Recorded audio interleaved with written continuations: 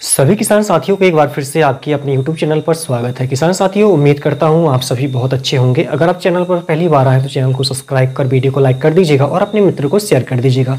साथ ही घंटी की बटन दबाकर ऑल सेलेक्ट कर लीजिएगा ताकि यहाँ से जो वीडियो डाले जाएँ उसका नोटिफिकेशन आपको तुरंत ही प्राप्त हो जाए। किसान साथियों, हमारे चैनल पर आपको बिल्कुल सही और सटीक जानकारी दी जाती है, इसलिए इस वीडियो को आप जो है पूरा देखिएगा। किसान साथियों, यदि हम लहसुन की खेती कर रहे हैं तो उसमें खाद देना सबसे महत्वपूर्ण पार्ट होता है।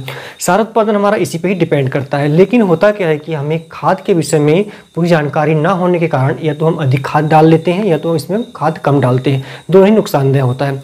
तो आज के इस वीडियो में हम लहसुन की फसल में पोटाश का क्या महत्व है इस विषय पर चर्चा करने वाले हैं। पोटाश खाद डालने से लहसुन की फसल में क्या क्या फायदे होते हैं और न डालने से क्या क्या नुकसान होते हैं, इस पर हम विस्तार से चर्चा करने वाले हैं।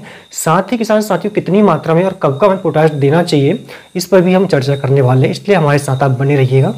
किसान साथी, सबसे पहले हम बात कर लेते हैं कि लहसुन की फसल में पोटाश की कमी से हमें क्या क्या नुकसान देखने को मिलते हैं। तो इसमें पौधे की जो रोग प्रतिरोधक क्षमता है किसान साथियों वो काफ़ी कम हो जाती है। लहसुन जैसे जो रोग आते हैं, जैसे फफूंदी रोग है, कहना चाहिए कि झुलसा रोग है या उक्ता रोग है, इनके प्रति लड़ने की क्षमता बहुत कम हो जाती है। और पोटाश की कमी का जो प्रभाव है सबसे ज़्यादा पत्तियों में देखने को मिलता है। पत्तियाँ झुलसी हुई नजर आती हैं हमें दूर से, और साथ ही मुड़ने लगती है किसान साथियों, और कुछ समय बाद पीली पड़कर ये नीचे गलने लगती है। इसके बाद में पत्ती का जो निचला भाग होता है इसमें बैगनी रंग के छोटे छोटे धब्बे आपको देखने को मिलते हैं किसान साथियों। साथ ही पौधे का जो संपूर्ण स्वरूप है आपको जो है वो मुरझाया हुआ नजर आता है किसान साथियों। ऐसा लगता है कि पौधा हमेशा तनाव में है करके।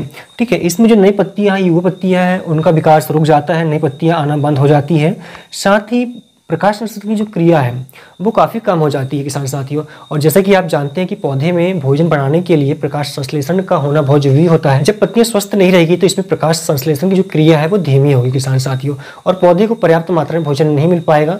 और जब पौधे को पर्याप्त मात्रा में भोजन नहीं मिल पाएगा तो कहना चाहिए पौधा अपना विकास नहीं कर पाएगा किसान साथियों। ठीक है किसान साथियों, आगे हम बात करें कि पोटाश देने से लहसुन की फसल में क्या क्या फ़ायदे होते हैं। तो पहला फ़ायदे की बात करें अगर हम, तो पौधे में प्रकाश संश्लेषण की जो क्रिया होती है वो बढ़ जाती है। जब प्रकाश संश्लेषण की क्रिया बढ़ जाएगी किसान साथियों तो पौधे को पर्याप्त भोजन बनाने का अवसर मिलेगा, और पर्याप्त भोजन होने के कारण पौधा अच्छे से अपना विकास करेगा किसान साथियों। ठीक है, पोटाश की पूर्ति करने से भोजन जो बनाया जाता है उसका स्थानांतरण जड़ों तक अच्छे से हो जाता है। जो कंद होता है हमारा लहसुन का वहाँ तक भी अच्छे से पहुँच जाता है किसान साथियों। इसके अलावा पौधे में शर्करा निर्माण एवं स्थानांतरण में भी पोटाश जो है वो सहायक होती है किसान साथियों। जैसे ही पौधा भोजन बनाता है वो कार्बोहाइड्रेट और शर्करा में परिवर्तित हो जाता है, तो उसका स्थानांतरण पोटाश के माध्यम से अच्छे से हो जाता है।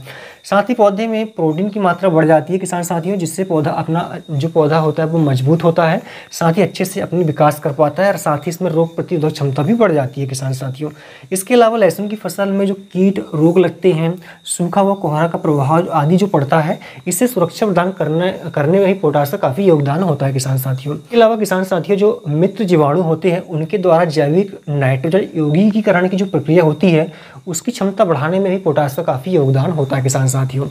किसान साथियों, प्रश्न उठता है कि हमें कितनी मात्रा में और कब पोटाश की मात्रा देना चाहिए। तो संपूर्ण मात्रा जो है बुआई के समय वो हमें मिट्टी में दे देना चाहिए किसान साथियों। और कितनी मात्रा में देना चाहिए, यदि हमारी भूमि रेतीली है या फिर हल्की भूमि है तो 50 किलोग्राम प्रति एकड़ का हमें उपयोग करना चाहिए। यदि हमारी भूमि मिट्टी जो है दोमट है और भारी मिट्टी है अगर, तो वहाँ पर हमें 25 से 30 किलोग्राम के आसपास प्रति एकड़ पोटाश हमें देना चाहिए किसान। तो इस तरह से आपने जाना कि पोटाश की फसल में क्या क्या उपयोगिता है और क्या क्या फ़ायदे हैं। तो उम्मीद करता हूँ जानकारी बहुत पसंद आई होगी आपको। निश्चित ही वीडियो अगर पसंद आता है तो लाइक कर दीजिएगा, चैनल को सब्सक्राइब कर दीजिएगा, और कमेंट्स में जरूर बताइए वीडियो आप कहाँ से देख रहे हैं। धन्यवाद।